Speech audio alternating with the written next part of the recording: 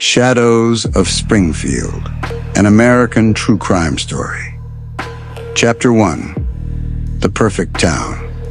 Springfield, a modest town in the American Midwest, had always seemed untouched by the chaos of the larger world. With its neatly aligned red brick houses, a bustling local diner where waitresses knew your order by heart, and a church whose bells could be heard across the cornfields, Springfield was the kind of place people described as safe. In the fall of 1980, parents let their kids ride bikes past sundown. Neighbors left doors unlocked. Teenagers strolled down Main Street eating ice cream cones, dreaming of escaping to college in the big cities. It was the sort of place where bad things simply didn't happen. But in October of that year, everything changed. Chapter 2. The First Disappearance. Mary Ann Fletcher was 19. A college freshman with auburn hair and a shy smile, she dreamed of becoming a school teacher. On October 17, 1980, she left her dorm to meet a friend for dinner, but never arrived. At first, police assumed she'd run away, but her mother, Ruth Fletcher, insisted otherwise. "Mary Ann called me every night," Ruth told officers through tears. "She wouldn't just leave. She loved her little brother too much." 3 days later, a farmer stumbled upon a horrifying sight.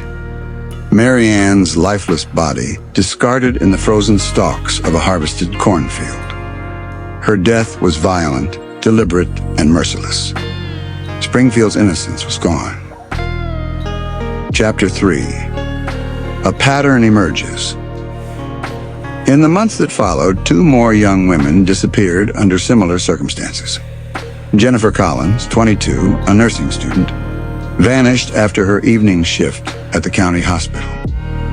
Linda Brooks, 18, disappeared while walking home from a friend's house less than a mile away. Both were later found murdered. The similarities were undeniable. Each woman had been stalked, abducted, and left in rural areas outside the city limits. By the summer of 1981, Springfield's cheerful streets turned desolate after sunset. Parents escorted their daughters to and from school. Local stores sold out of padlocks. At night, people whispered, "There's a monster out there." Chapter 4. Living in Fear. Life in Springfield began to revolve around fear. Teenagers who once laughed on late-night drives now avoided the back roads. Women carried pepper spray or refused to leave home alone. The local newspaper ran chilling headlines. "Who will be next? A predator in our town." At Sunday services, Pastor Mark Lewis urged families not to give in to terror. But even he admitted in private that his teenage daughter no longer felt safe walking the family dog. It was as though the entire town had fallen under the watch of invisible eyes. Chapter 5. The Hunter Revealed. In January 1982, a break came. A patrol officer discovered an abandoned pickup truck along a dirt road. Inside were bloodstains and a strand of hair later matched to one of the victims. The truck belonged to Richard Harold, a 27-year-old gas station attendant. Richard had lived in Springfield his whole life, but few knew much about him. Neighbors described him as quiet and strange. He lived alone in a rundown house at the edge of town, rarely inviting anyone over. Police brought him in for questioning. Richard denied everything. Yet when investigators searched his home, what they found left even seasoned detectives shaken. A box containing women's jewelry and hair ribbons. A denim jacket belonging to Jennifer Collins. A notebook filled with disturbing writings about control and punishment. Springfield had its monster. Chapter 6. Inside the Mind of a Killer. As Richard awaited trial, psychologists were brought in to examine him. What they uncovered painted a portrait of a deeply damaged man. Richard had grown up in an abusive household. His father was violent and unpredictable. His mother, often the target of his father's rage, remained silent and submissive. From a young age, Richard internalized two things: anger and control. He despised women who reminded him of his mother, one psychologist testified. Every victim was a stand-in for the pain he endured as a child. Killing them gave him the illusion of power. It was a chilling explanation, but one that made sense to investigators who had long struggled to understand the savagery of his crimes. Chapter 7. The Trial. In the spring of 1983, the courthouse became the heart of Springfield. Reporters flooded the small town, vans with satellite dishes parked outside the courthouse lawn. Families of the victims clutched photographs as they walked into the packed courtroom. The prosecution laid out the evidence methodically.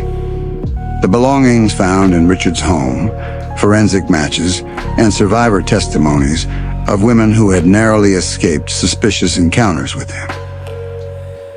But it was the family's voices that cut deepest. Ruth Fletcher, Mary Ann's mother, stood on the witness stand, trembling as she described the last phone call she had with her daughter. She told me she'd be home for Thanksgiving. She never made it back. Every night, I still set a place for her at the table. Another father, holding back tears, turned to Richard and said, "You stole my daughter's life. I'll never hear her laugh again. I hope you never know a moment's peace." The jury took less than a day. Richard Harold was found guilty of multiple counts of murder. His sentence, death. Chapter 8. Aftermath. Springfield breathed a sigh of relief, but healing was far more complicated. Richard was executed in 1987, but the family's pain didn't end with his death. Some mothers became advocates for victims' rights, traveling across states to speak about violence against women. Others withdrew, unable to speak publicly, their grief too raw. Ruth Fletcher was often seen sitting quietly in the town's church, clutching a photograph of Mary Ann. To a reporter, she once said softly, "People think the pain ends when the trial ends. But wounds like this never heal. A mother never stops waiting for her child." The town, too, bore scars. For years, Springfield struggled to shake off its reputation as the town of the serial killer.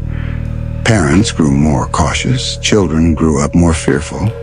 Even decades later, older residents recall the years of terror whenever autumn nights grow long and quiet. Chapter 9. The Legacy of Fear. True crime experts often revisit Springfield when discussing the psychology of serial killers. To them, Richard Harold is a textbook case, an unassuming man, hiding in plain sight, capable of horrors no one suspected.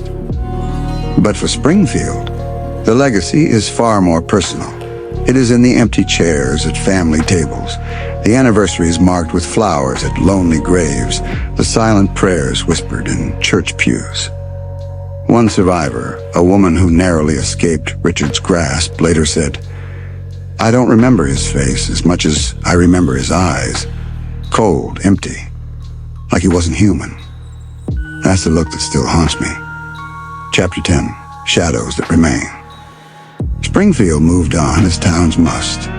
Children grew up, shops reopened, festivals returned, but beneath the surface, the shadow remained.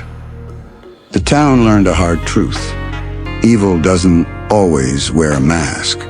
Sometimes it looks like the man pumping your gas, the neighbor who nods politely, the stranger you pass on a quiet road. For Springfield, the memory of the early 1980s is not just a story of a killer. It's the story of shattered innocence, of parents' endless grief, and of a community forever changed. Even today, when the cornfields sway in the wind and the nights grow eerily silent, some say the town still remembers. The echoes of footsteps, the fear in the air, and the shadow of the man who once hunted in the dark.